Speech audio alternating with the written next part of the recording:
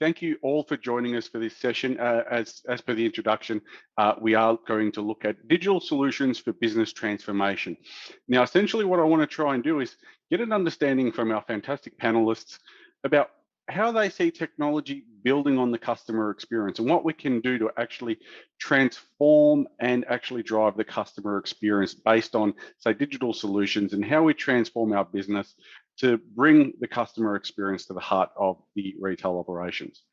Now, again, my name is George Pepes. I am the APAC Vertical Solutions Lead for Asia Pacific for Zebra Technologies. And again, just a quick introduction about myself. I deal with a lot of retailers from around the region and really get excited about doing these types of events to get the pulse of the retail landscape in various countries. And today we have a fantastic panel with us. What I'd like to do is just a quick introduction from the panel, just for them to give a quick introduction and brief about who they are, what their roles include, and any other quick information that they would like to give. So first of all, I'd like to introduce Akhil Srivastava, sorry about that. Akhil, just a quick introduction. Let us know a little bit more about yourself. Sure. Good morning, good afternoon, wherever you guys are. My name is Akhil Srivastava. I lead logistics and planning for ABI, for ISEA, which is India and Southeast Asia. We sell beer. We are best at it, I believe. So, and we have a lot of interactions with our customers and consumers. Would love to discuss my insights and learn from my fellow colleagues on certain other insights on customers and retailers. Thank you so much. Thank you, Akhil, and I look forward to tasting some more of your fantastic products as well. Now I'll hand it over to Anil Menon. Anil, just a little bit about yourself, please. Yeah, hi, good afternoon, everyone. Anil here from Lulu Group.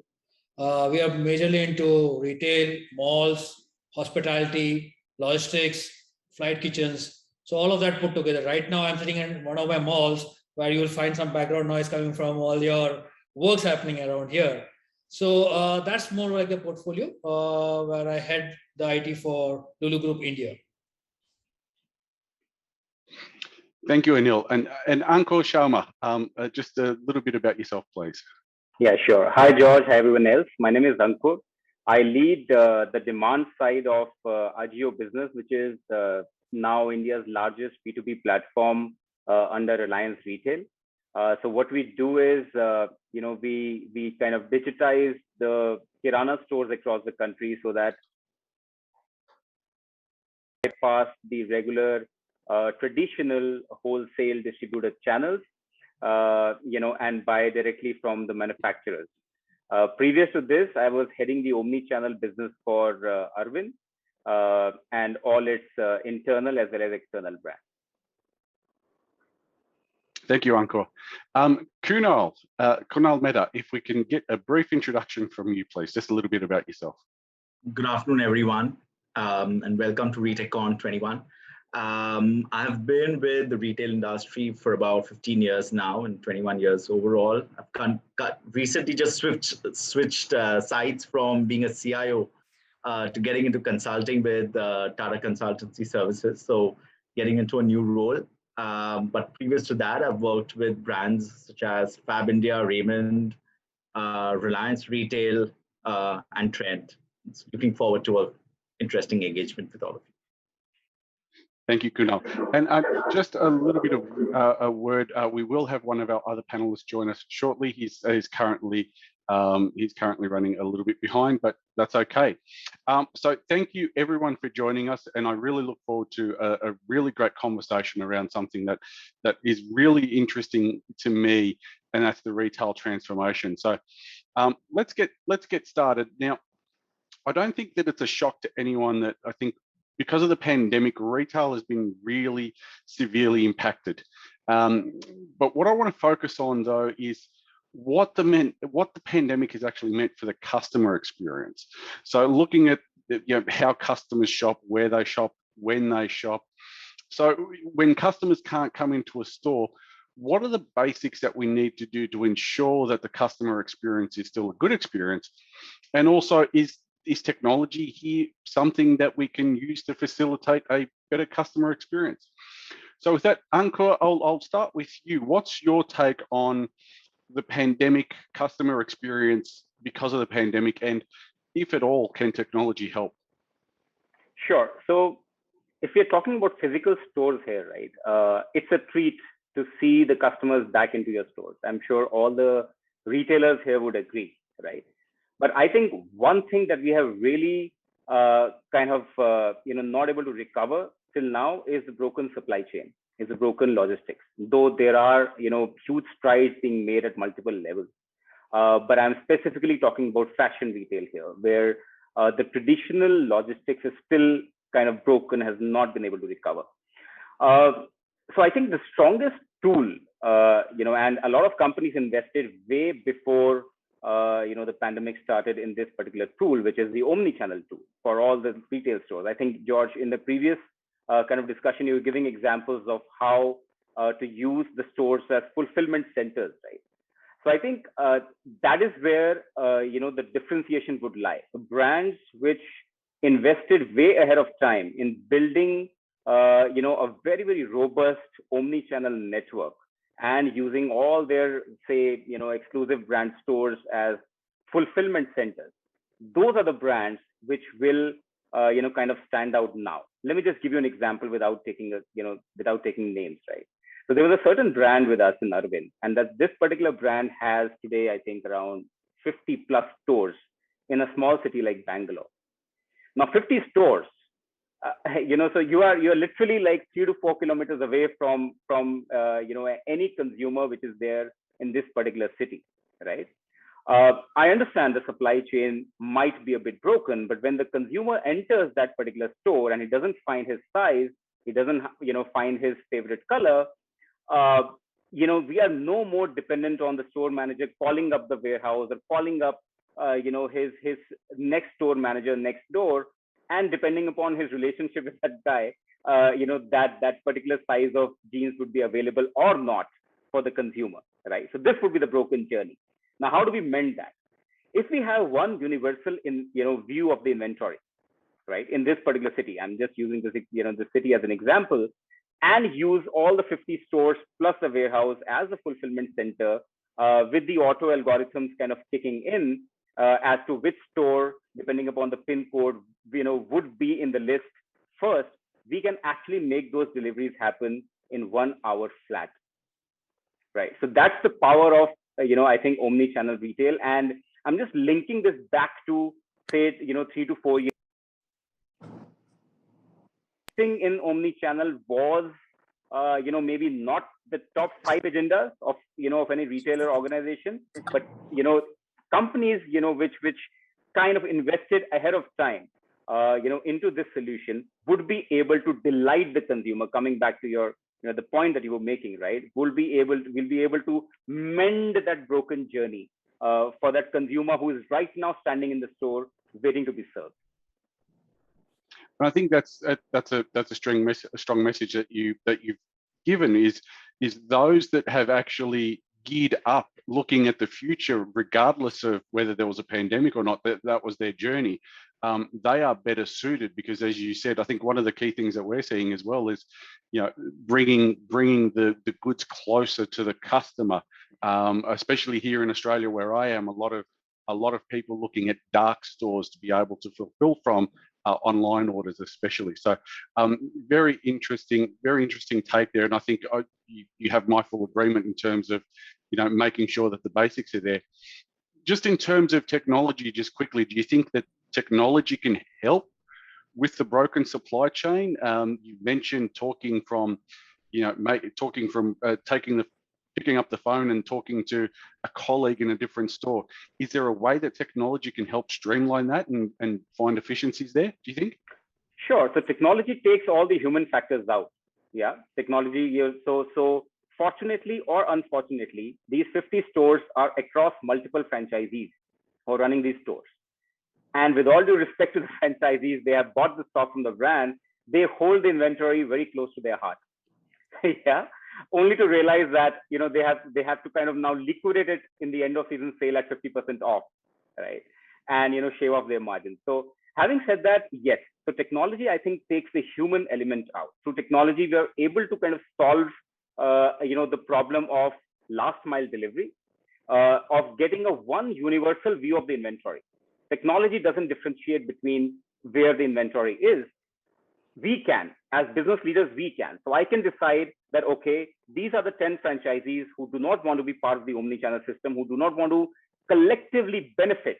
Because if they are a delivering store today, they could be a fulfilling store tomorrow, right? The order could be generated. I mean, this out of stock, out of size could be, the problem could be there in their store tomorrow. Then they don't get part, they don't get to be a part of this, omni-channel system where everybody benefits. So, we can take those calls that, through the help of technology, that these 10 stores should not be included. These are the 40 stores which should be included. Even amongst those 40 stores, the pin code where the consumer wants to be served. So maybe the consumer is not in a hurry and the consumer says that it's all right. I have seen the product. I just need the size. I have tried a similar product in another, kind of SKU. I just need the size. You just make sure that, by the time I reach home, it's available. And we can do that, so the store manager actually enters a pin code, and basis the pin code, he can commit to an SLA to that consumer which is standing in the store. What better delight could it be, George? Right? That, I'm able to give you an SLA that by the time you reach home, this product will be there at your home, because the auto algorithm in the backend has already figured that out and given an SLA to the store manager who's using this omnichannel system in the store. And I think what better way to build that customer experience than to delight the customer by exceeding their expectations. I think that's a fantastic point. Dharmender Khanna, thank you for joining us, and thank you. I know you've had some trouble getting on, so we do really appreciate your time. What I want to do is I want to ask the same question of you, and I guess what we want to try and get to is, with the impact to retail of the pandemic, what's that meant for the customer experience? So how do we rebuild that customer experience, and what do we need to ensure to make that great customer experience? And if possible, how can technology help with that? But first, if you wouldn't mind, just a quick couple of bits of information, just a quick brief introduction about yourself, please. Thanks, George, and I'm so sorry for joining a bit late for this panel, and thanks for other panelists for bearing with me. And George, answering to your question, pandemic did impacted retail drastically. The shutters are down and there's no sales. What happened? We all retailers were working on digital integration, transformation, and omni-channel, end styles, integrating their stores with their websites or multiple other things. Pandemic worked as a accelerator to all these digital integrations and transformation. And digital transformation served as a vaccine for retail. Our shutter was down, but then there's still a transaction happening into the stores. In India, we call the first sale of the day as very auspicious. We call it Boni of the day, or we call it, the first sale is very, very auspicious. So we made sure every day, even if the store is closed, the sales is happening. The store manager, and there was time when there was odd even in some cities. There was sometimes the stores were open for very, very limited time of the day. And the consumer was not very comfortable coming in that particular time, stepping out, because this way was drastic. What digital transformation did, we kept on engaging with our customer through WhatsApp bots, through video-based shopping, and as other mentioned, and people would be aware, there was a lot of digital interfaces that were able to make sure the stores were able to fulfill the requirements of the customers. Customers were working from home, so there was huge amount of slippers, shorts, t-shirt, which we have in stock, but we couldn't open the store and fulfill them. And we kept on engaging with them. We showcased on social media about our product lines, how to do fitness regime, working from home, and all that engagement lead to transaction, which was fulfilled by our stores. And the stores were able to engage with the customer digitally through one of these medium, which I just mentioned. Beyond that, we did a lot of things in AI-based CRM, customer relationship management tool, which is powered by a partner called Zeno, which kept on engaging with our customer through RFM analysis or recency, frequencies, monetary value, which I can speak eventually when you ask for more. On my background, I work with SSIPL Retail. We're pioneers in retail in India, sports retail in India, and I had a sports brand called Lotto Sports in India, besides the digital transformation for SSIPL Retail. Thank you, Dhaminder. I think I want to touch on a point that you raised there, and I want to bring Akhil into the conversation. Now, and this is just not what we've heard today, this afternoon. I've heard this on many occasions, and not only just from India, but around the world, that preferences are changing. So if you think about, I myself have been working from home predominantly for the last 18 months. So, for me, wearing a shirt is very rare. I wear a lot of more leisure wear, track pants, and something a little bit more comfortable. So Akhil, I just want to sort of get your view on things. Have you seen any shifts in what your customers are purchasing now as compared to what they were purchasing prior to the pandemic? What's happening with their tastes, and is it the fact that they're staying at home maybe changing those preferences? Sorry. Yeah, thanks for asking this question, George. Go ahead, Dhavinder, if you have to add something, and then I can pull over. No, I thought it's a question for me, but I see fitness, athleisure, and work from home ranges has come into picture. And over to you, Akhil. You can add on to this. Thanks. So fundamentally, there have been a lot of changes. COVID has come both as an opportunity and as a challenge. I would say more opportunity for companies which are product-based. As my fellow colleagues were saying, it has forced us, the supply chain guys, to relook into your pipeline system of fulfilling demand, which was a physical infrastructure, to maybe e-commerce, e-tailing, and overall looking at instant gratification, because the consumer base has shifted, leave preferences. Bangalore, which happened to be a pub and a sporting place at night, no one goes there to any pubs, right? For the majority of the regions, they were closed by official causes of COVID and distancing. Look at it. I being a company which sells beer, the purpose of the company is to bring people together, right? And I have a brand called Corona. Can you beat that entire context overall?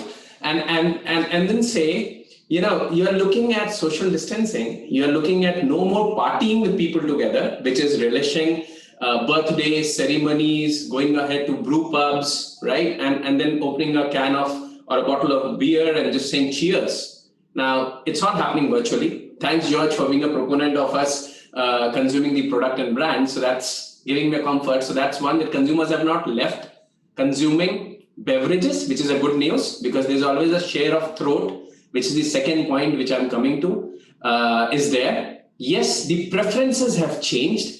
The preferences have changed of consumer moving from a metro city because of lockdowns into places which are their hometowns, which are tier 2, tier 3 cities. And hence reaching there becomes one of the supply chain tasks. Second, I sell a cold beverage. Now, do you want a chilled beer, or do you want a beer which is just kept in sun? So the second question is all about giving experience. It's not just product. It's a package. It's a wow effect. It's experience. And hence the consumer's overall attribute has changed from a outside consumption or a on-premise consumption in a shop or a restaurant in-house. Now, some cultures, for that matter, where you are in Australia, are pretty open to in-house consumption of alcohol. Some customs or cultures are not. So there is a lot of preferential changing. And for that matter, one change which happened is change from glass bottles to cans. There's a lot of can consumption which has increased all of a sudden, which means my aluminum prices and hedging has to change. My glass bottles are kept just like that, not being consumed so much. And then the overall consumption pattern being changed also helps us think, how do I reach the consumer? Because I am also a part of an industry which is highly regulated by government. So India, for me, is 30 countries, not 30 states. Every state has its own policy. Maharashtra opened up e-tailing. Maharashtra opened up on demand for beer, not other states. Some of them were closed. In fact, just on a jovial side, when the wave 1 finished, you saw long queues of people on those shops, which was like said, vaccination being available, whereas the people were queuing across to get beverages for stocking at home. So that's first change which has happened. Second fundamental change which has also happened is basically about the overall consumption for the friends and families, because now it's no more one consumer. It's a group of consumers, which is family. Can I drink with my father? Well, it's a social taboo in India. Probably some of us do, some of us don't. So those things have changed. And for that, there's a lot of changes which we as a company have to embark, and thus change ourselves from an alcoholic company to a NAB, which is non-alcoholic beverage company also. And that's where you would have recently seen a Bud 0.0 or a Hogarden 0.0 and energy drinks for that matter. Yeah. So how do you, with those types of shifts, how do you keep pace with those? It's tough. I'm a very good proponent of something called as FAV, freshness, availability, and visibility. And I have a shelf life on my product. Thankfully, some of my colleagues might still sell their product 2 years, 3 years hence because there's no expiry dates. But I do have a mandated expiry, best before date. And to be very frank, it ran into millions of dollars because I was not able to A, sell the product. B, the consumers can't find the product for what exactly Tharmen said. If the shops are closed, no one is going to break the locks and get the product, right? And I can't do a retail for certain category and segments. So it was very tough choice to work on the overhauling the supply chain, which meant going ahead to something called as postponement effect. Postpone the production and make it to order versus available to promise, which is called ATP. So that's the biggest fundamental change we did. And obviously also looked at being more on scenario planning, which kicked up for the first time. Scenario 1, scenario 2, what if wave 3 comes? No one knows, right? What would be scenario planning out there? And that's where the planning team works a lot day in and day out to unfold these scenarios and mysteries in this case. Thank you. I think that's a very interesting insight there. So this next question I'll ask of Anil, and we've also got a question that's coming in from the audience. So Anil, I'll ask you a follow-up question that's coming from the audience. I would like to get your thoughts on this. So due to the lockdowns, people have had to adapt for the necessities and have gone online for their shopping. I think that most of us can agree it's probably the sense of feeling safer, not having to leave your home. So with the amount of time online, I think that it would be safe to assume that people have become used to the experience that online provides. So as things open up again, how do we build a customer experience that entices them to return to the store? And how do we bring that online customer experience offline? And does technology have a role to play here? Thanks, George. And I think I'll go for the last part. Yes, technology has a lot of role to play in this whole ecosystem, right? And whilst we still call it offline, online, the lines are blurred right now. Things have changed. You have new jargons like D2C and everything coming up. So I think this whole aspect of online or offline is just moved out to something called as, which we used to previously call as Omnichannel, and all of it has become more prevalent. That's like it, right? Now, from an customer standpoint of view, while there is a huge dynamic change in the way they shop, the way they behave, and all of that, our previous data may be relevant, maybe not relevant. But what fundamentally lies there is that how do you make this whole journey seamless? What they experienced in online, how can they make it valuable or more relevant at the offline mode of it? Let me also start calling it right now, or for the discussion's sake, online and offline, but largely it is a single channel which I think need to be leveraged, right? With online coming in, there are a lot of data points which have come in for a retailer like us, while the presence have gone X folds above, right? The attributes have changed for a customer. How do we make relevant values out of this particular data is something which we'll have to now start getting real about and start implementing at an online, offline mode of it. So for example, if I have to look at a customer journey, how do I walk in? My customer is now used to looking at, as we work on grocery, fashion, and connect. That's a connect is nothing but the white goods. we have different behavior patterns in all of these sectors, right? Because grocery is essential, fashion is in need, and so on and so forth. So my behavior on offline mode in all these three sectors are different.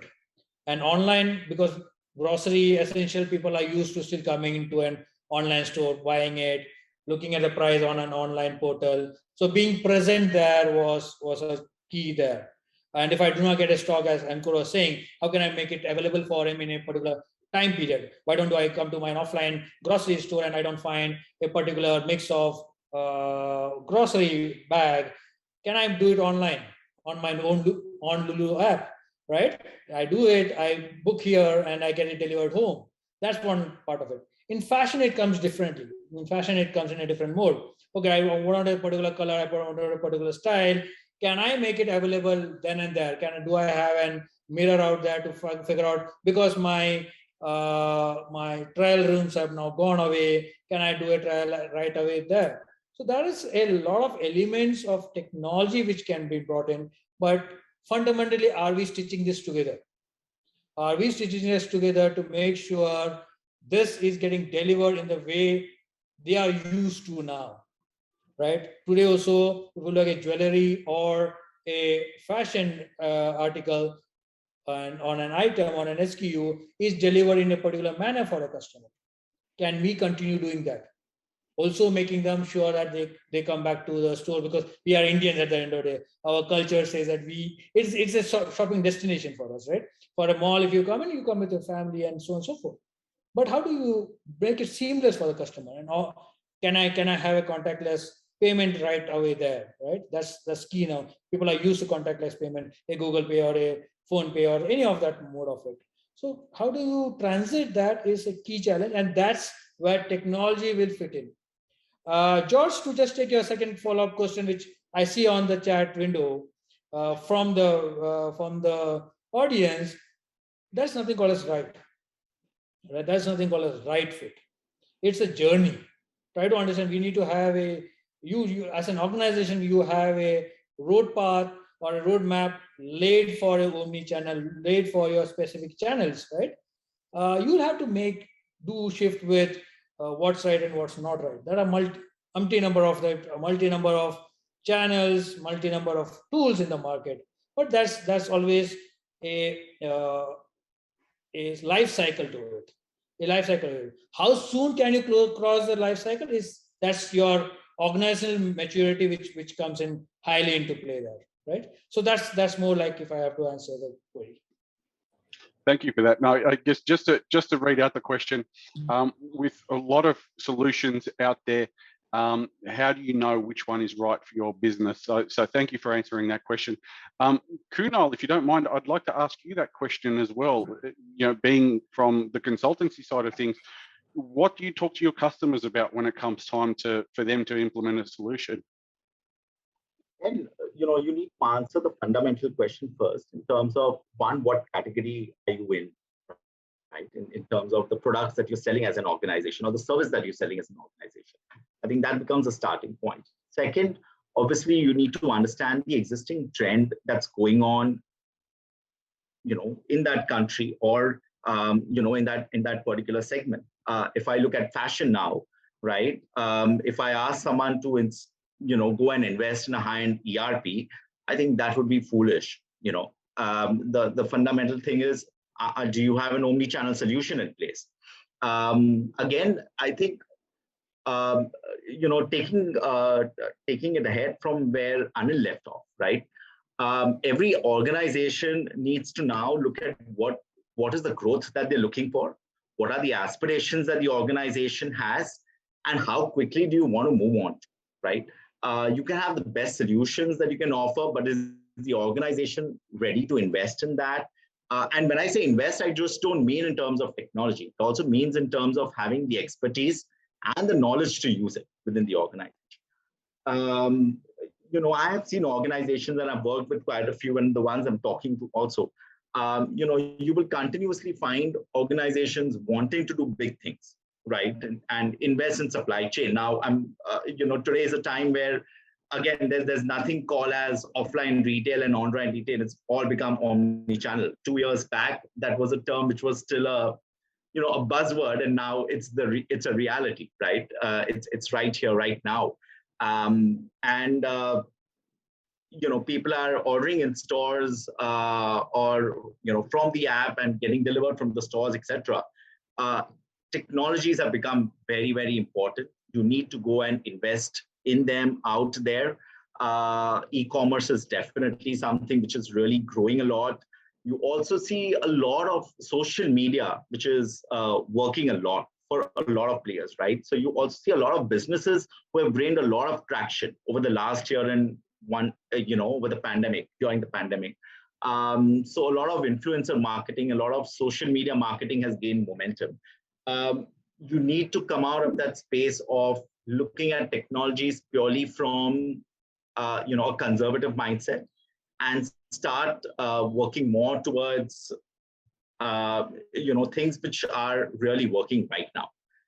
So to me, disruption is very, very important. You need to have a very disruptive mindset within the organization now, whether it's in marketing, whether it's operations, select that technology and move forward. But yes, you need to have the fundamentals in place, but use technologies with a short-term and a long-term perspective with your goals and move very quickly with them. So thank you for that. I'd like to just follow up with something that you've mentioned, sort of the types of, I guess, approaches that retailers need to take and the types of changes and transformation they need to do. What I want to do is, though, focus on the customer experience as some of your customers and some of the people and retailers that you talk to. What are the types of initiatives that retailers are investing in, and how are they approaching retail transformation, specifically with the aim for improving the customer experience? So one clear thing, obviously, is safety has become very, very important. So a lot of touch-based technologies within the stores have started gaining a lot of traction.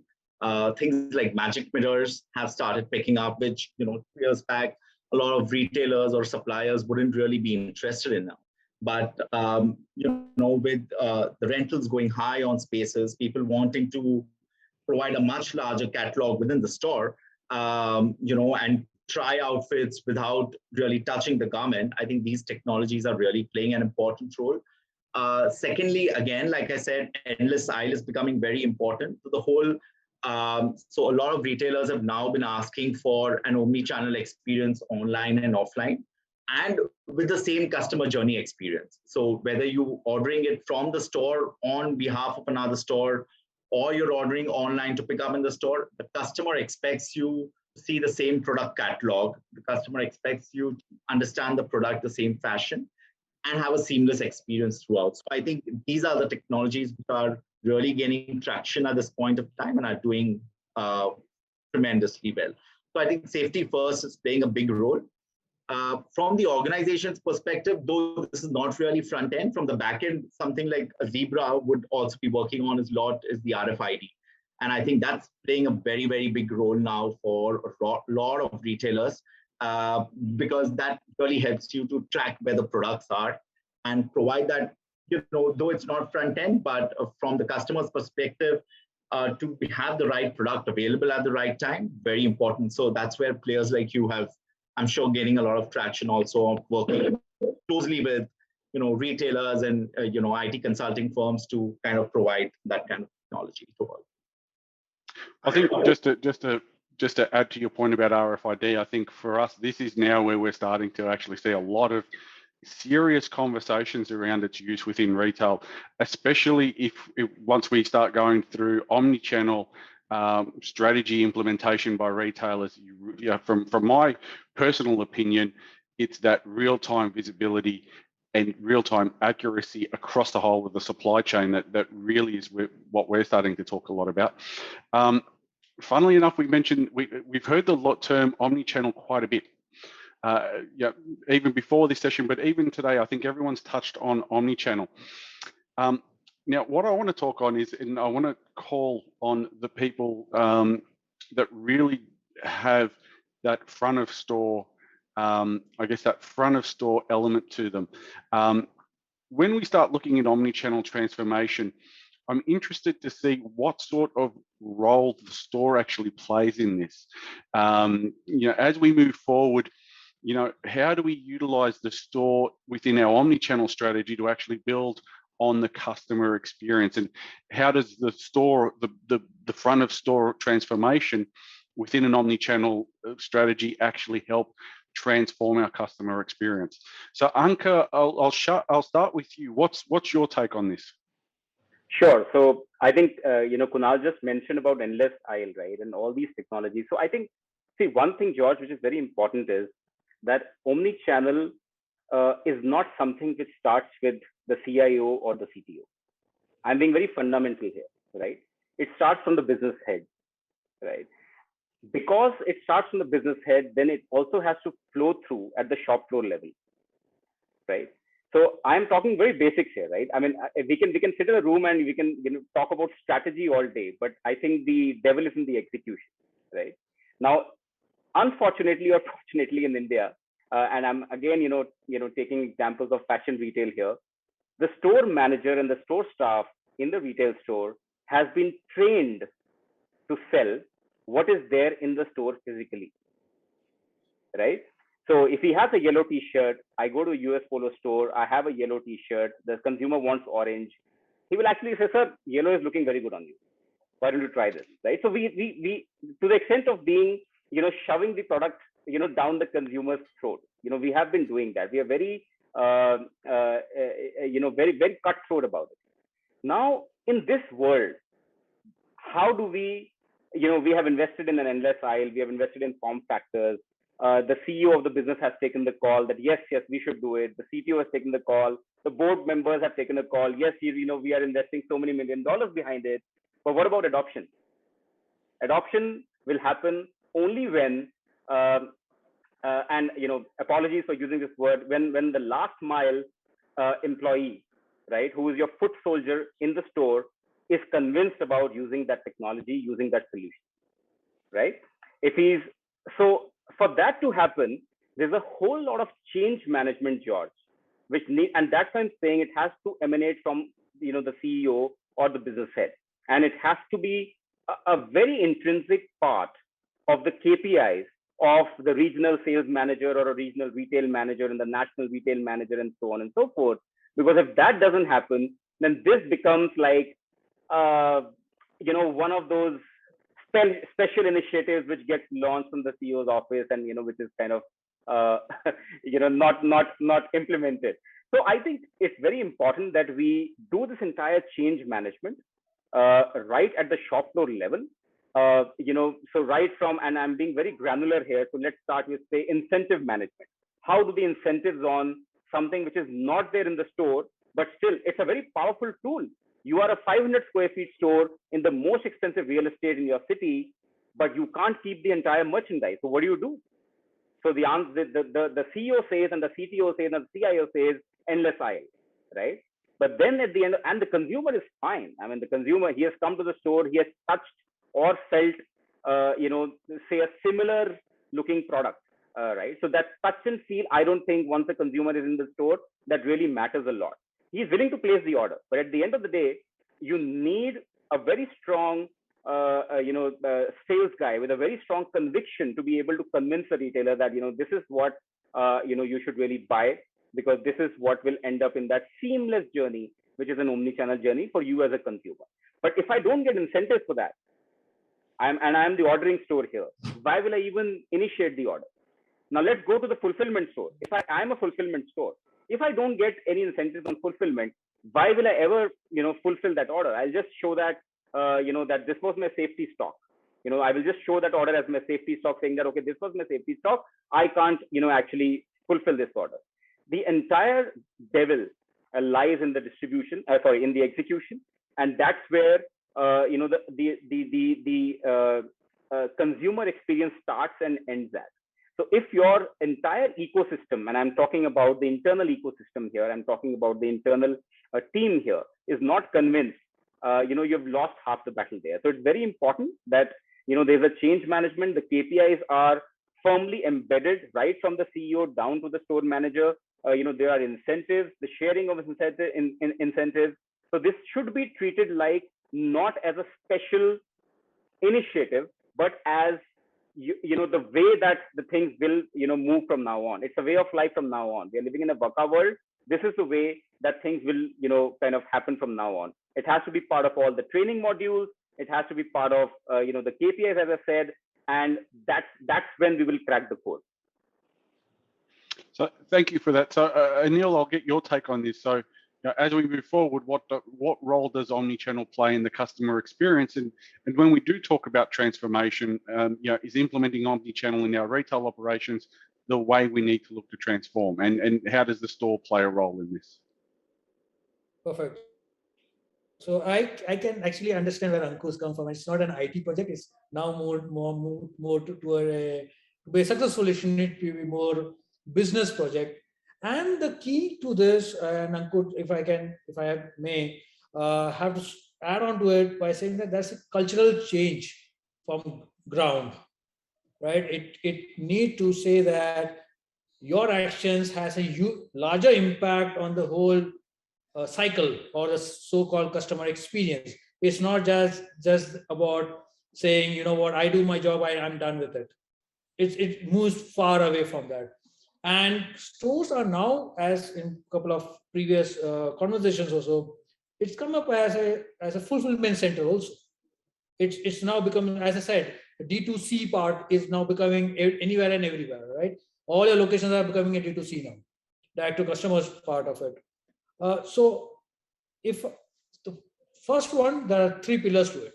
The first one is a culture, the adaptation part of it, where each and everyone is equally involved in this whole transition, right? Now you have to assess yourself from a skill set point of view, from a thought standpoint of view, from a leadership to your last mile, if I may have to take the word from there, to see how much of them are you involved into this particular project, right? Part two, how is your supply chain, your inventory visibility, how is your tools, your legacy systems, right? Anchoring and catering to this particular strategy of yours, right? Most of us are somewhere or the other getting held up in this journey due to our legacy systems. One of the conversations which I was having, I was saying, they said that this pandemic has brought in a thought process. Do we dump our legacy systems? Do we just move around, as Kunal spoke about? Taking an ERP for a fashion right away is not a good idea for sure. You need to have something which is more agile in nature, which is more on cloud, and all the strategies comes into place. So you'll have to also take the second pillar, which is your current ecosystem. The third, but not the last, is your data. How much of your, because you try to see the data, your security, your safety has taken leaps and bounds in this pandemic, right? Your parameters, which I was talking about, your attributes of a customer has changed multiple folds because you have opened up new channels. So are you implementing that knowledge of yours? So as one of the conversations which I had, they said you need not be data ready, you need to be knowledge ready now. Are you bringing this knowledge back into your stores, your offline stores? That's the key of it. And whatever you do on your other channels, offline is going to be the core of it at any point of time. Your customer will relate now and then with your offline stores. So that's where I look like it going to, George. And George, if I may just add to what Anil mentioned, I think, one of the things that, I have been talking to retailers and what I have also implemented in the past is, when we were talking about the whole pandemic and, customers coming to the stores and, Ankur mentioning about, is the sale belonging to you? I think one of the first things that, we were telling the store managers is that the sale does belong to you because that customer still lives in your vicinity.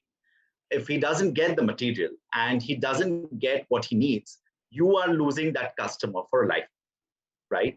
So to imbibe that and make the store manager and the store associate sensitive about the fact that, whether you're getting or not getting the incentive, but to not lose the customer, once and for all is extremely important because the footfall still belongs to you. and the customer is going to come back to you, you are still, the ambassador for the brand, right? So I think these other elements become extremely important when you're talking to the store associates, or bringing in more sensitivity with the store operations, etc. And again, technology is not just IT anymore. It impacts everyone, and I think organizations have started understanding and believing in that it's a cross-functional thing. IT is only the enabler, but it's really the function who needs to do it. Thank you. I think that's a good point there. And Dharmendra, I would like to get your take on this. One of the key things that we keep hearing is the culture. To what extent do you think that is a lever for the transformation? So on the culture, I think Ankur and Anil has given a very good problem statement. There is continuously a problem of, we business heads trying to, make these adoptions happen at the store level, from the frontline warriors, what we call for the retail or the front end force. The biggest use case or advantage my customers have started experiencing is that even in the remote areas, I'm able to ship in a very short time. I have stores in Jammu and Kashmir. I have stores in Arunachal Pradesh. I have stores in remote South. I can't have warehouses in all these locations. My stores are becoming a fulfillment center for those locations. And my customers, instead of receiving the product in 7 days, 10 days, in some cases 15 days, because the remote areas of Arunachal Pradesh has only the surface transport option. And then there are other local geographical and weather challenges that keep on coming time to time. But since the store is fulfilling the order, my time to receiving that customer, my customers receiving that order has shortened drastically. And as Anil mentioned, the customers eventually realize that it's being shipped from a store, which is actually is my vicinity. And why don't I go and do a touch and feel experience whenever it's comfortable for me?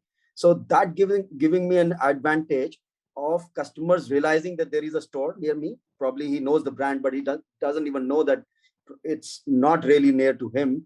And whenever he gets the opportunity, he just makes sure that he walks in the store, and there is an opportunity for him to go to the store to have a real exchange happen, because we let the customer buy online and exchange offline also. And that kind of a full use cases has been seamlessly solved and given a fabulous experience to my consumers through the omnichannel solutions that we're offering. Thank you for that. And I think what I'll do is I'll go to an audience question. And Akhil, I'll ask this of you, because I think from what you were talking about before in terms of having to pivot fairly quickly, what the question is getting technology is one thing, but how does a retailer ensure, or how does a company ensure that the total adoption of that technology, so that you're getting the full capabilities and the full potential is harnessed? What's your take on that? How do you look at ensuring that you're getting every single bit out of the technology investment that you have? No, great questions. And thanks for all the panelists. I got a lot of things from everyone, from Ankur, Anil, Dharmendra, and Kunal, and I'll try to summarize that in a bit. See, basically, there are three things which I am a very big proponent on. One, there is a good to have technology, there is a must have technology, and there's a mandated technology. Let me take an example from my business, which is beer. Government at various places, and this is what Kunal said, has mandated us to have traceability through barcodes, through QR codes, through holograms. So there's no going back from it, because it's a mandate for the business, right? And hence the adoption is directly thrusted down because it's compliance, right? And code of conduct. The second is must-have technologies, which today, to Ankur's point, are technologies which are either helping me to grow my business and get my variable incentive, which is what he was saying, because, if until the last person imbibes and adopts the technology, and the person will only adopt the technology if he or she sees it to be helping him or her, not being thrust upon. The problem with us, and I'll include all 6 of us here on the call and several of us, is that we think of certain technology blocks which are like 5-10 years in future to be implemented by downstream today. An example is blockchain. everyone would have given one POC or other to one or the other blockchain company in last 6 months, right? Tell me a guy who's shipping or selling that particular can of beer or that dress or that shoes or apparels is going to ever use a blockchain today. 15 years, yes, there might be incentive for the person to adapt to that technology. And hence, I will go with a concept, and these are two concepts I would love to call. One is called 60-30-10 rule, which means 60% is about change management and change acceptance, which that guy, which Ankur was referring, should be able to do and help him, not thrust upon him. Second is 30%, which is process improvements. Not everything can be done by technology. There are certain processes which needs to be corrected as well. And those needs to be part of the SOPs. And then the 10% is technology, which is then adapted by that person because the person says it's helping him. So that's concept one. Concept two, to that, circling back on the question, is the 3R philosophy.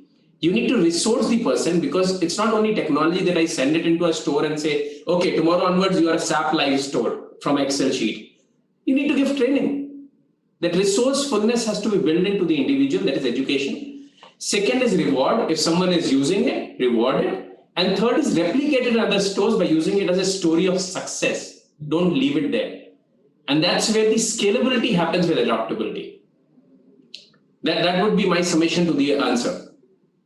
Thank you. I think that last point is something that I want to touch on, sort of, the success.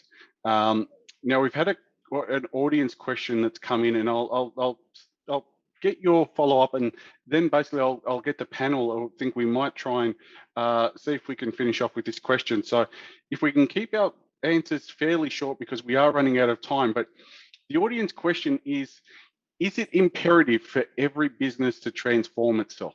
So Akhil, let's start with you. What would you say to that? If someone came up to you and said, the pandemic, it's no big thing, we'll go back to normal, we don't need to transform, what would your reply be to that?